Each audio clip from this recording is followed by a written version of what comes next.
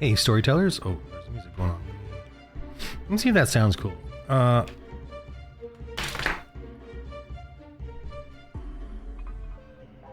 Switch it. So I'll keep it. This is actually my music I did for the Mandalorian soundtrack when I was doing the Star Wars RPG, and I made some, funky Mandalorian themed music. But I'm using it for Christians in Space.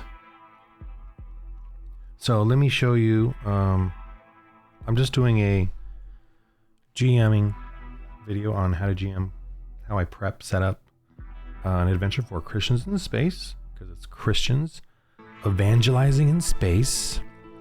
And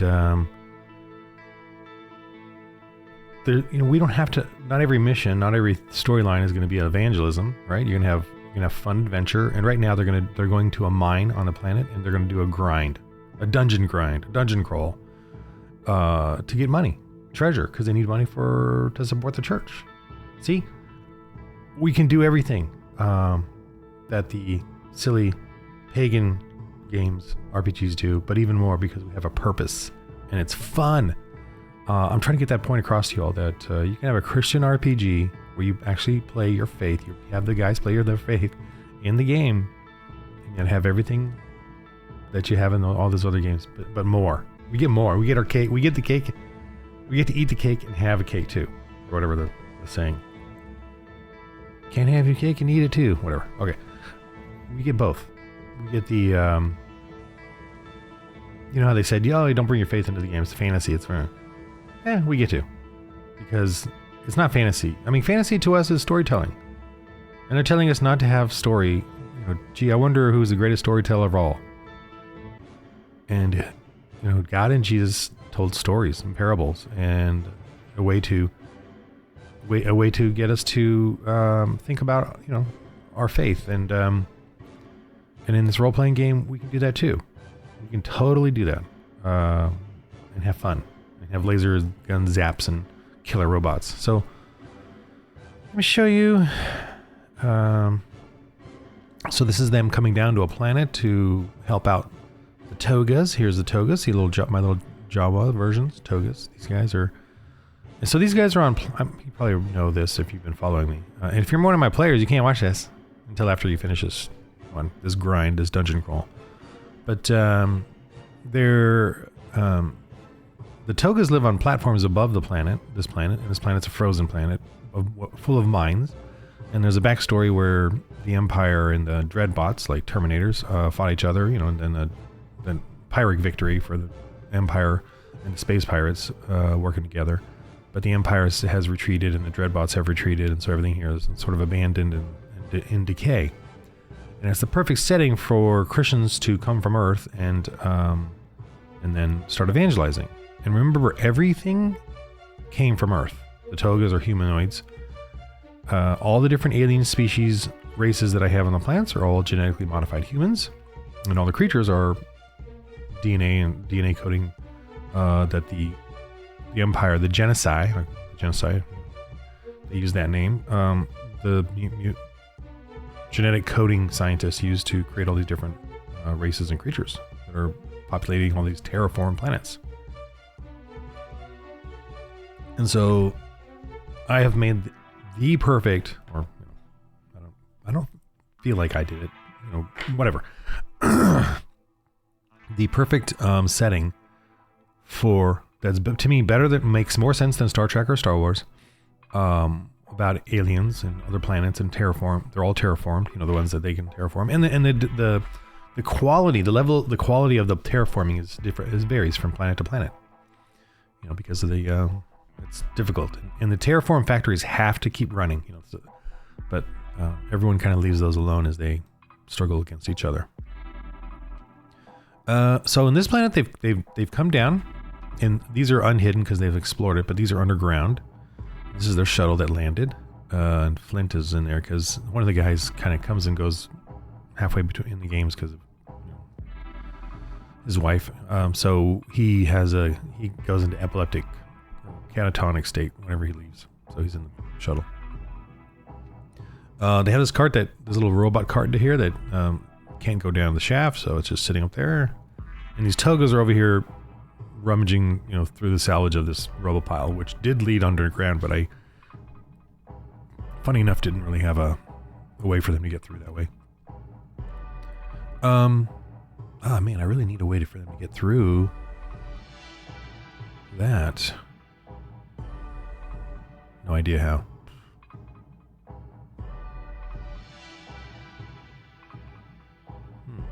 I didn't even think about that, because I do want them to, at the end.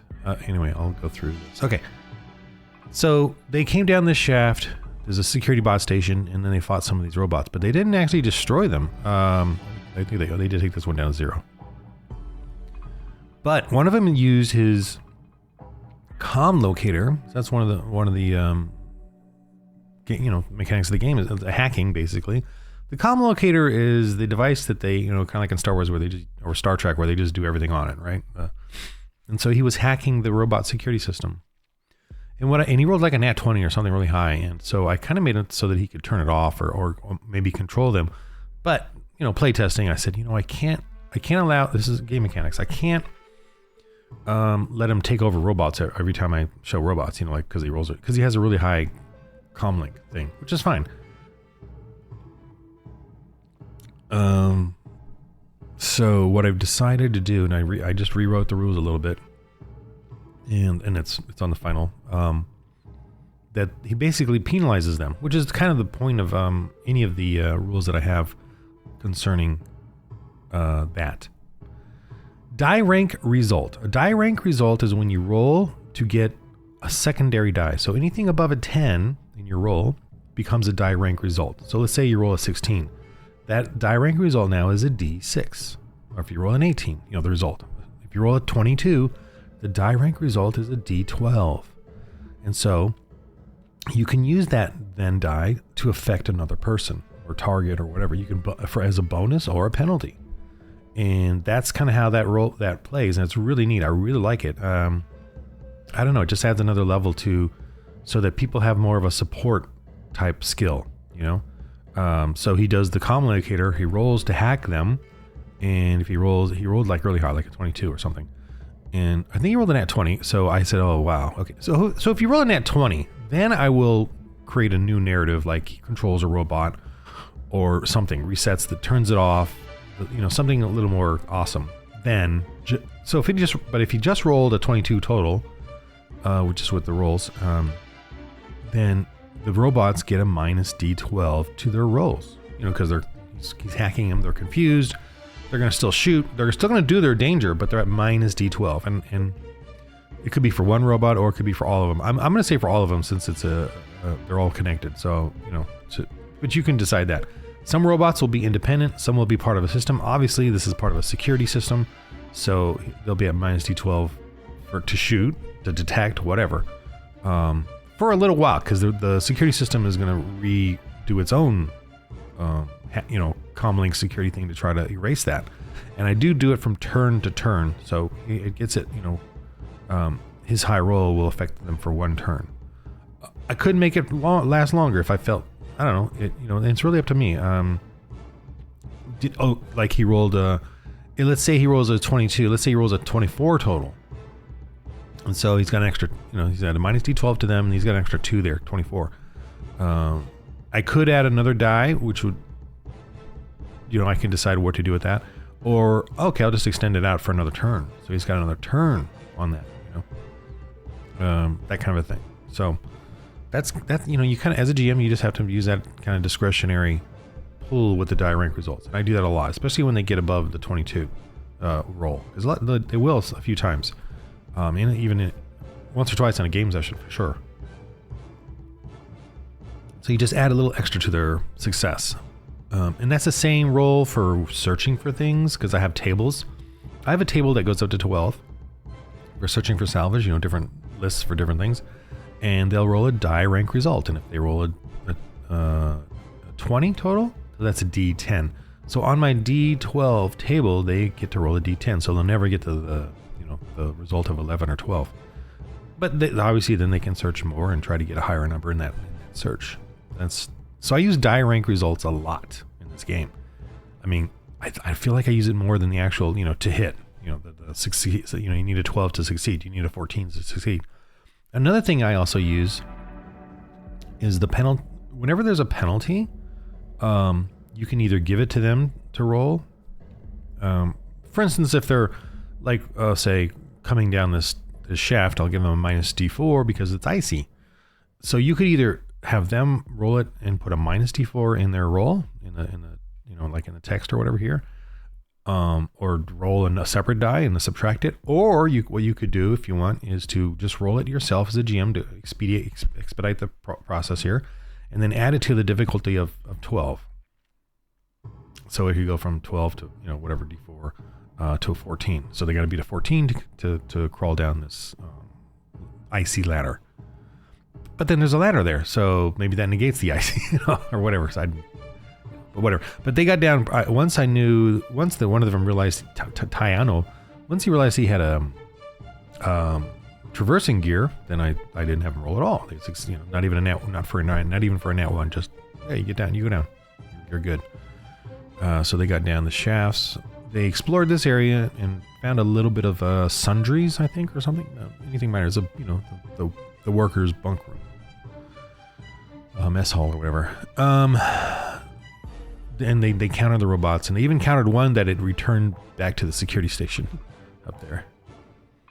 And this one they defeated that one. So now all these little piles they can search through, try to get some salvage, because they're looking for salvage, looking for resources. And over here is a med lab, and I put something in here but then I realized I don't think they needed a map of the area. I don't think they're going to need that, but I got. What is this? Put something in here. Comlink Geoscan upgrade. Oh, so it'll upgrade their Comlink to have Geoscan. It's TR24 to upgrade it. So it's a very difficult thing to include, and you're going to need 4 tech spice and 1 high tech. Wow, so tech spice is rare, so they got to find that, and 1 high tech to do it. I feel like that's a little. I think I should do 1 tech spice and 4 high tech. Change that to 4 high tech and 2 tech spice.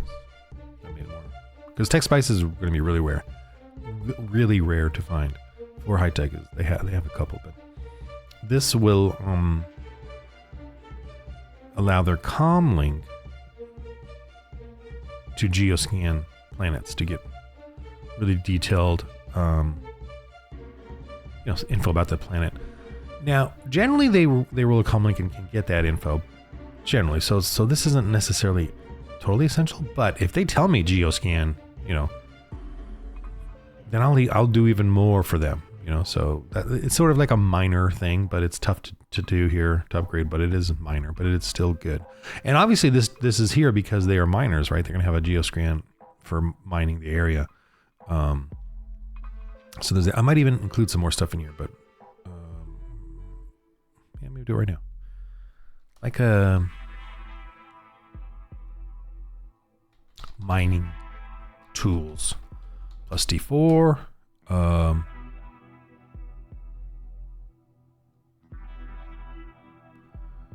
Repair. Okay, this was good. Repair parts. Which is really, I'm really getting into the weeds here with this, but I'm going to do it for the fun of it. And you can do that. 10. So 10, 1 use each. So these give them a plus D6 to any repair,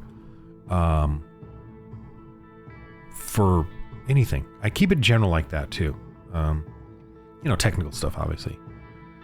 Repair parts plus D6, 1 use. It's really low tech repair parts.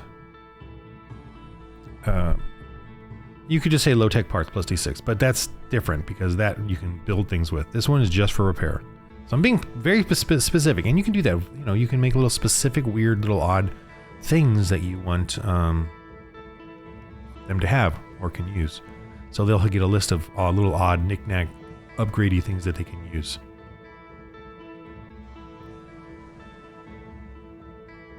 So I'll put that in there, and this is my little notes for that. And this, by the way, is a token. I just hit it. I just turned this thing into a token. Or I just used or the actors or whatever. Same thing as these guys. I just don't like the whole notes thing that they use in Foundry. Whatever. Maybe I just don't know how to use it, but I don't want to deal with it. Okay. So here's a like sort of a toxic pool they got to go into. And you know, and this is like, these are all the generic little maps that I have available for you. Actually, I don't have them available. I will have them available on the website. I have the Dark Ages one here. I don't have the updated sci-fi version, this is the APOC and sci-fi. And I think this one's going to be for sale, like $10 or something. All these things and tokens for download. And then I plan on doing a printable. I don't know. I mean, yeah, there is going to definitely be a printable. So if you want to print them out, cut them out, and use them on the table.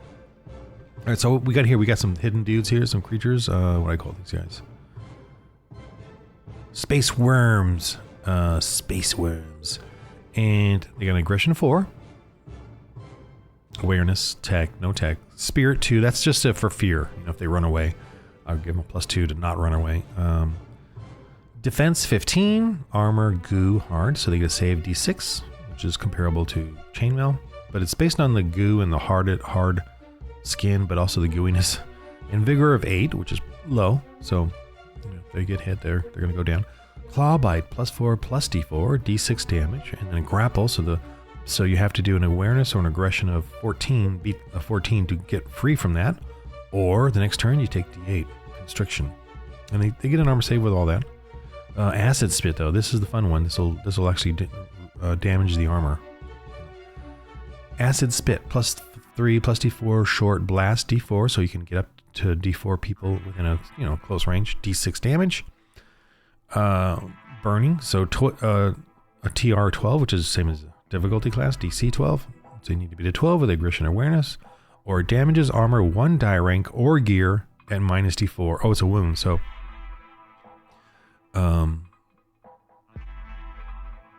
wait, do I even need a TR? Because it's gonna do it no matter what if it hits. Here I am thinking right on the spot here.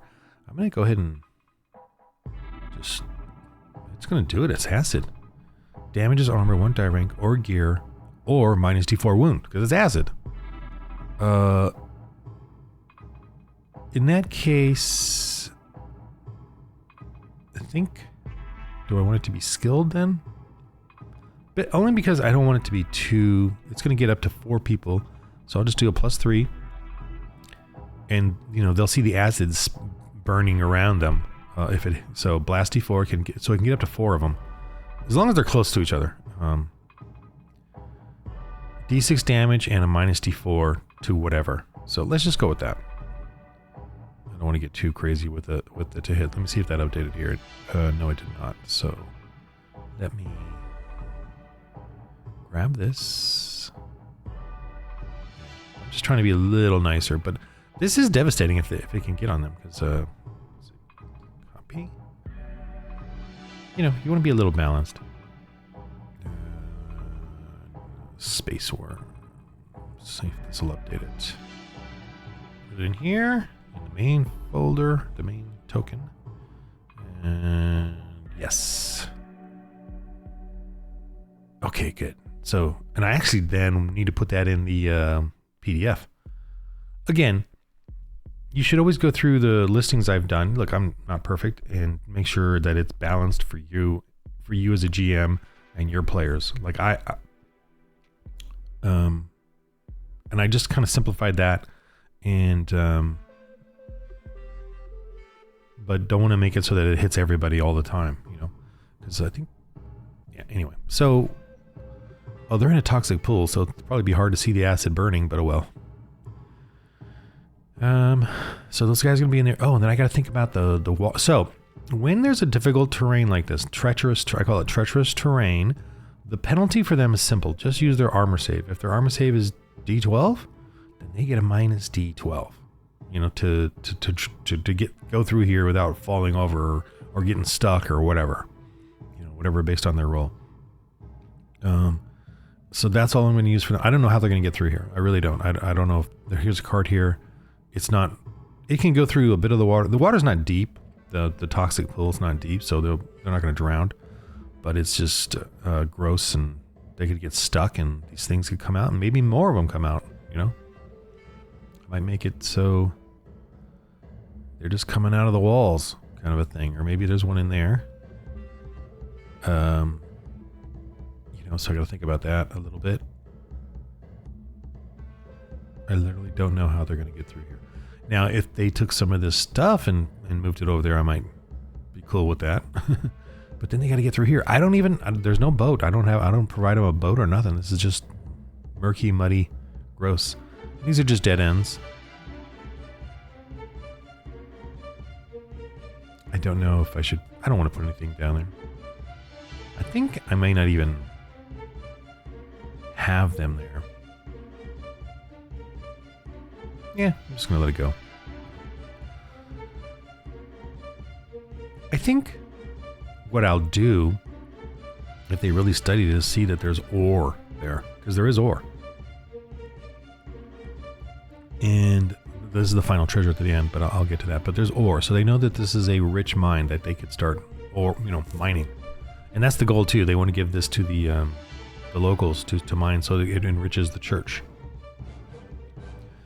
So here's some more of those space worms, and that should be updated as well. Yep.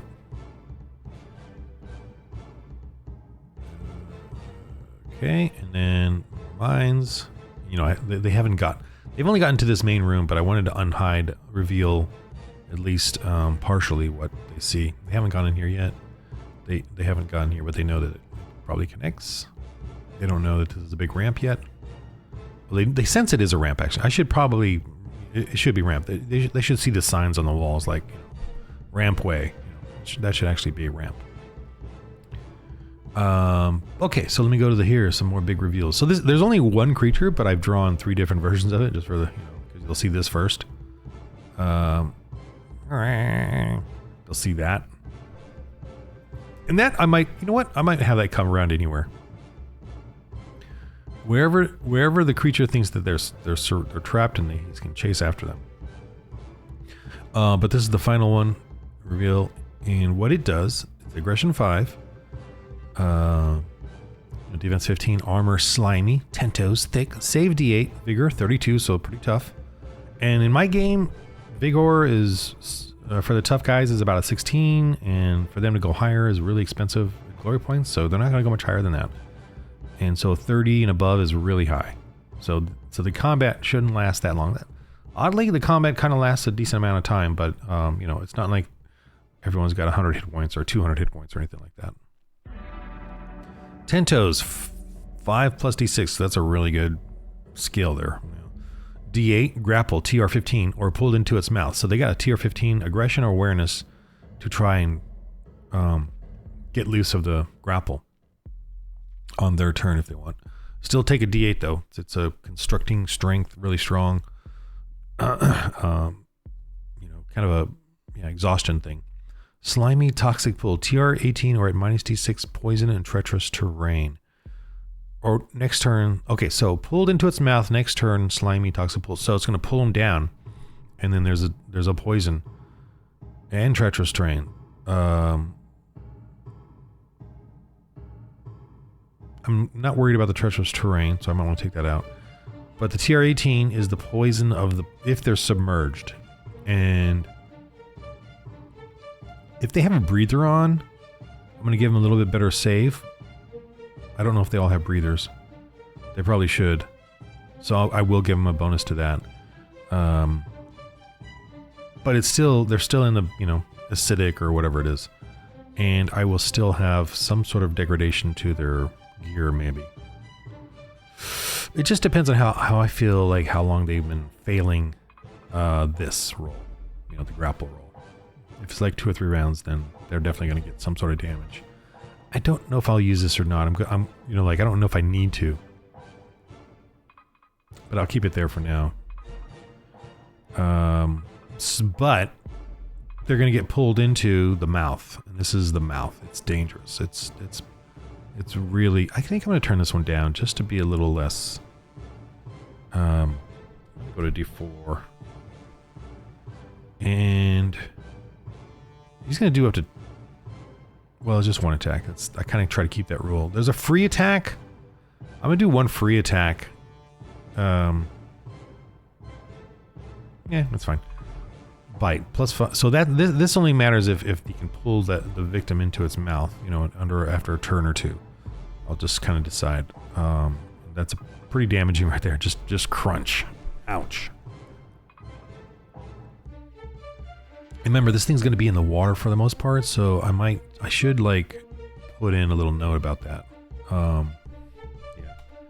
So plus D4 in water.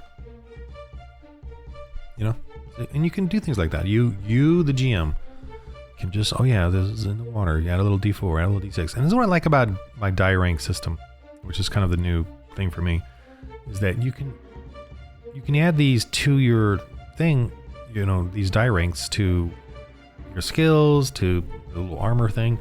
But it doesn't mean, it's not a constant number like 3, 4, 5, 6, which really can be devastating. It's a range of numbers. And so you're not always going to be absolute about success or, absolute about that number always determining something.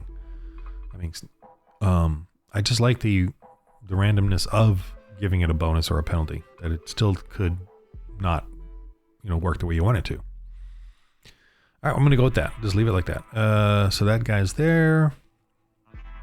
And obviously they're going to hopefully... Oh yeah, so this is the scary one too. I'm really, man, this is going to be a scary dungeon. There's all kinds of creatures down here. Because of all the genetic modifications, okay? Alright, Giant Space Leech. Aggression 4, Defense 14, Thick Hide, Save D6, Vigor 18, Corrosive Tongue. Plus 2, plus D4, it shoots out, Grapple 14, so they need a 14 to save. So I should use TR 14, but I'm sort of wanting to go towards, probably in my next edition, like literally removing TR, which is trial rating, same thing as difficult class, DC, and just putting the number at the end of, whatever it is, Corrosive 14, Grapple 14. So it means, yeah, okay, I got to save at a 14 versus a Grapple. And a Grapple is what? Aggression, awareness, whatever. Corrosive 14, okay, that's a save with, I don't even know,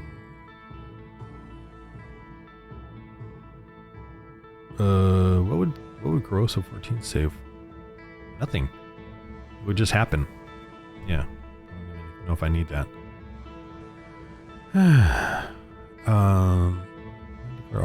Cure or weapon. That makes sense. Grapple 14 and bite. And corrosive 14. I don't think I need a 14 save for corrosive. Because it's just gonna be corrosive. Just take that out of there. If I do it there, I need to actually do it here. Let me go back to the main guy. Close that one. This is the main token for them.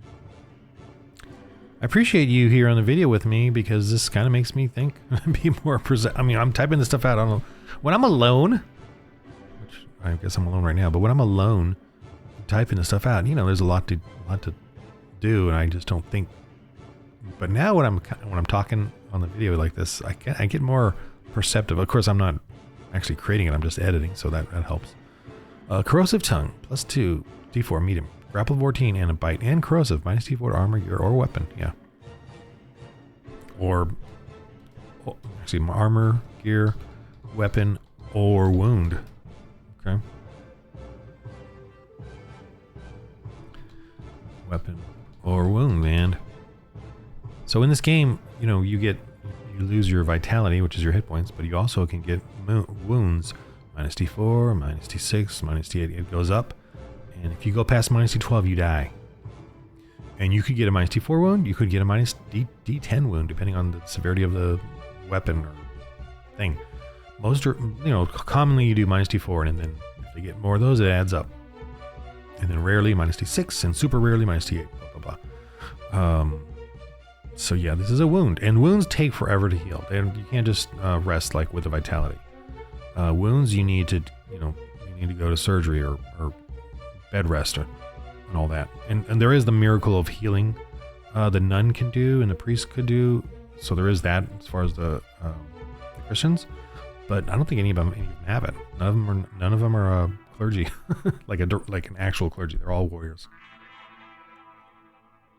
So they're a little bit their faith is a little bit on the not miraculous side.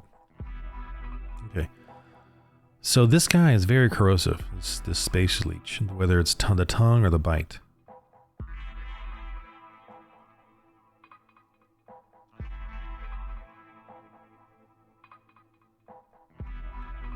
I'm just sorry. I'm refining this a little more. So the corrosive tongue and the bite are both corrosive. Squirm Stomp against any rounded DA damage reaction. So this one here is if there's others attacking it on the sides, it'll just, do the whole just violent wriggle and can hit them. So these should have updated then. Yeah. Okay. I actually need to update these then into the PDF, but I'll do that. Hopefully I'll remember to do that at the end of the video. Okay. I'll do it right now. All right. So these are crabbies. And these are not, the small one is in the PDF, but not the bigger ones. I just made them bigger and added more, vigor and damage and armor saves and stuff to them. So these little variations, to have a fun finale battle here, if they can even handle it. And then of course, all of these piles here that are hidden now, but all these piles are salvageable. And then the big prize is this hover vehicle. And it's going to be full. 5,000 ore loaded on it right now. So they'll be able to take that and salvage it. So 5,000 ore is basically that, then gets down to 500 scrap, and then down to, divided by tens, and then down to 500 divided by 100, right? No, 5 to 50 low tech. Is that the right? I'm gonna have to look that up, but it's not that low. It doesn't go divided by 10 every time. I think there's a 5 or whatever. But hopefully, they'll have like 100 low tech and total, or even the 5,000 ore, and then that's kind of valuable to whoever they go to trade, and then the mines will be. And I don't know if the hover hauler they're gonna have to give up, I think, but oh well, to the locals so that they can use it to do this and bring more trade. Yeah, so this is gonna be a fun adventure. I think hopefully they'll all die further to try to help the Togas, sacrifice themselves as Christians. But here they are. They just got this robot, so that's cool. It's a. And I've learned too, what I figured out too is you can't hack into the robots and take them over. You have to remove the brain bot because it's partially hardwired to avoid being hacked. And so they remove the brain bot, get a new brain bot, and then use it for this body. And of course, brain bots are expensive. So that's what they need to do to make this their own bot, which they can do. And it'll be like a security bot on the ship. It won't go with them anywhere. I'm not going to make it, it's going to be, it requires, flat land and blah, blah, blah, whatever. So I got to figure out how I'm going to make this be able to open up to the hover vehicle, because the hover vehicle, obviously, the hauler needs to come up through this thing. I'm going to say that these Togas somehow managed to do it. I don't know how.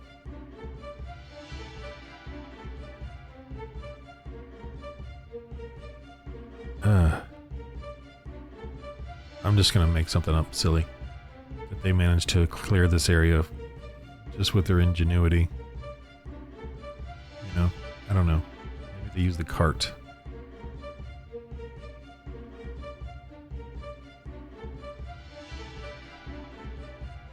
And they managed to make an opening, which is fine. Something simple. All right, so this is Christians in Space. Setting up this fun little mining operation where they gotta explore and fight a bunch of genetically modified coded creatures that are placed on this planet but can only survive in the underground. And these mines are vast across the planet, so they're innumerable. innumerable. There's a whole bunch of them, and I could just constantly make little, random mines like this that they can go through and dungeon crawl and help the togas up on the platforms. Sorry, I'm really yawning. And this is so... I'm just trying to get across to you Christians that we can have a fun, cool game. And, very simple game system. But the characters... Oh, let me open up the characters, actually. Let me show you. Go back to the screen. The characters can really be fleshed out. Here's Mandevra. Everything on here, that he's got the stats, the ability scores, or traits. Oh, he's got 26 glory points. He's still got 3 he hasn't spent. Here's his inspired die. He's got a D10 and a D12 that he can use to add to his rolls. And he can split that up too. He can make it like a D10. He can split that D10 into like a D6 and a D8. Yeah. And use a D6 and then have the D8 left over. He's really getting some faith points here. He's really into like blessings. And right now he has blessings. He has glory, rebuke, and blessing. So he spends, he can spend that many die on these. So like a D4 is is 1 faith point. Is a D4, and that could be for glory, which is extra damage, holy damage. And rebuke is rebuking evil people, and it actually damages them directly without even fighting. So that's kind of weird. But the rebuke doesn't work on creatures. Glory will work on creatures, right? And robots and stuff. The rebuke only works on people with a conscience. Blessing is a bonus to the Christians or the allies, that are believers, and you can give them that as their bonus. He's got preach. Oh, he's at minus D12. He should probably take it off now, but he's got a plus 2. He's really skilled at preaching. He's turning into a preacher man. This warrior dude. Salvage tech. All right, and rocket launcher. So he spent all of his 23 glory points on these, D12 here, D12, D12, D12, and getting these blessings. So he's really spending a lot on those to get those up. But again, it's only a D12, so he has the range there to roll a 1 or a 12, and as the bonus. I know it's a lot to get a 12, but he averages around 4 or 5 or 6, whatever, and that's fine by me. It works. Whether he needs to be a 12 or I can roll up, make it higher or make it more difficult. He's got a Dreadbot sample, and he's got 12 scrap. Oh, and here's his regular gear. Now, when he finds salvage and treasure, I don't really put it on the burden, because we story it out that he'll get it later, kind of thing, and load it up or whatever. But power Seas he can carry 2 heavies, 3 mediums, and 4 lights, and that's what he's got. Now you can carry more than that, but you'll be at your armor, like treacherous terrain. You'll be at the penalty of your armor save. So if his armor save is a D12, so if he carries a little more, he's going to be really burdened and be at minus D12 to every roll. So he does not want to carry more than this. We don't use wealth anymore. I've taken that out of the more current character sheets. It's just a skill now. It's not.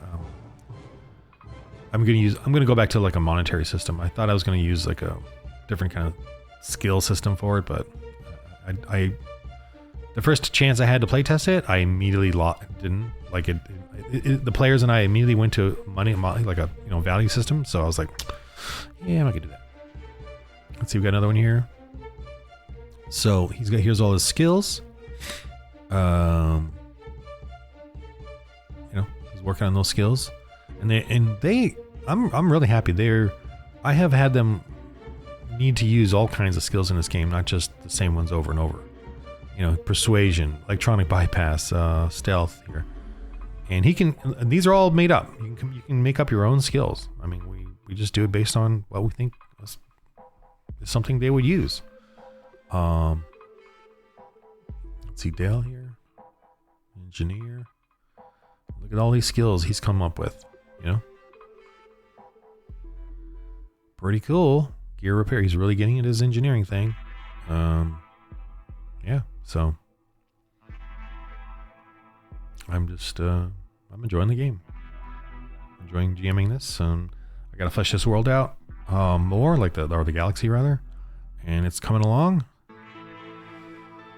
And yeah, that's the fun and freedom of this, and they're doing this for our church. They're doing this to help build a church, convert the togas and the witch that was running the togas and the red cult.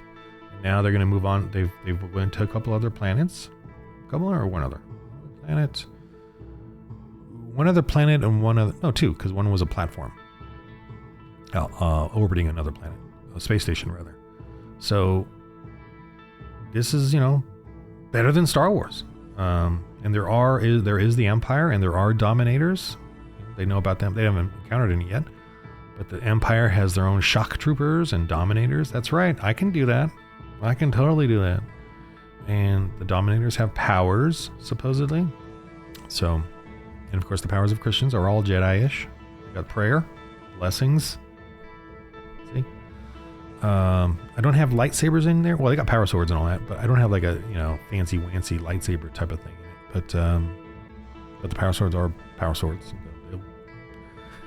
I do have a thing where at higher levels, guns become less and less effective because of the energy shields. The Dominators have energy shields or kinetic shields where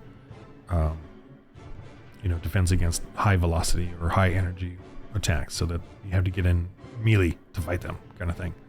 So I will have that kind of thing in the future, or as they progress up the levels.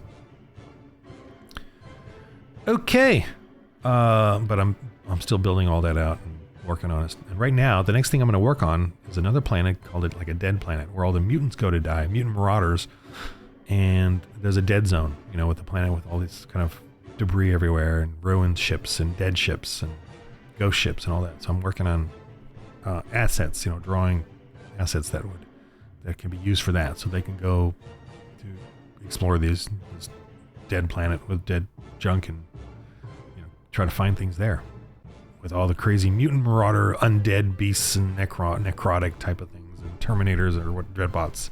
See? Freaking cool. All right.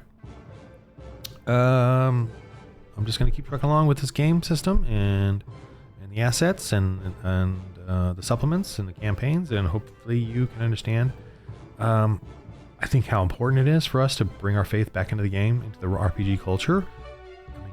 Kind of in your face faith, because it's time to rebuild the church. It's time to rebuild Christianity. We're getting it on all sides. We're told to be shut up and not to use our faith, and they're also shutting us out of. I just saw an article about a Christian mother cannot be a foster parent in Oregon because of her faith. Because of her faith, and they want to push the LGBTQ thing, and if you're a Christian, you don't have the same rights as anyone else to be a foster parent. That's the level of pagan permeation throughout our government, and that we've allowed because of our silence and our not bringing our faith into everything. We should bring our faith into everything and be joyful about it. So that, to me, is why this game helps me return. Oh, I've never had it before, or at least have evangelism in my mind and my psyche. And if I leave it out of D&D and role-playing games, then where else am I going to learn it or do it? I'm not going to do it at the grocery store. I'm not going to do it at church. At church, I'm just learning.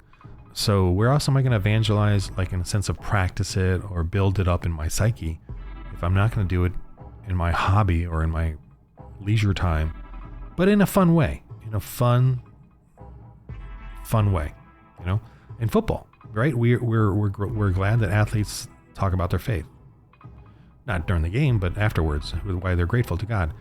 So when are we going to, as RPG people, going to step up? We're, as Christians, when are we going to step up? We need to step up in the game, because we're being told not to, and at the same time we're being told not to bring our faith into it. We're being told, which God do you want to worship in the game? Which God do you want to worship? And we'll play that out and do that, and then we'll do pagan stuff in the game. And just don't bring in your faith, but let's do pagan stuff. And a pagan is defined by God. The God defined a pagan at the beginning. God already told us who pagans are at the very beginning.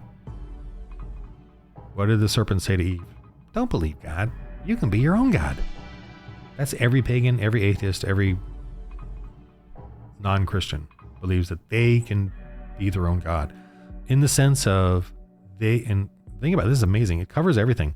It covers everything. When you think that what you do saves you, you're your own God. Doesn't matter what religion you are. If you say, oh, I got to do this and this and this to seek Valhalla or Nirvana or heaven or whatever. If I do these sacraments, these pillars, these rules, these things, I am saved. So I am the God. I decide I'm saved. So every religion is like that. Every atheist is like that. Every pagan is like that. So I just call them all pagans because they're all doing the same thing. They're deciding, if they're good or bad, not God. Okay, so that's my little shtick-a-bdick. And that's an amazing thing. Oh, sorry, I'm going on. That's an amazing thing because they don't get it. And then when you bring that up, no, God decides who's saved and who's. God is that's stupid. They don't. Oh, okay. I guess God didn't reveal that to you. They can't get none. None of them can grasp that. Or if they do, they think it's stupid. It's like, okay, you think. Some people think God. I think God is sovereign. Others think God is sovereign. Asterisk. A little asterisk there for themselves. I'm like, no. I'm not putting an asterisk there. God is sovereign. No asterisk. All right. So I'm just making these videos because there's no Christian RPG videos out there. There's no Christian RPG videos out there where you talk about the faith openly in the game, with the game, in the prepping of the game, as a GM. There's none that I'm aware of. If you know of any, let me know. And speaking out and bold, bold or whatever. There's none. I know of any. I don't know of any. Do you? And were you actually? Yeah. Repeating myself because I'm excited. Okay, so that's why I'm doing these videos, whether they're this type of video or the rants or whatever. All right, in the game of life, roll holy dice.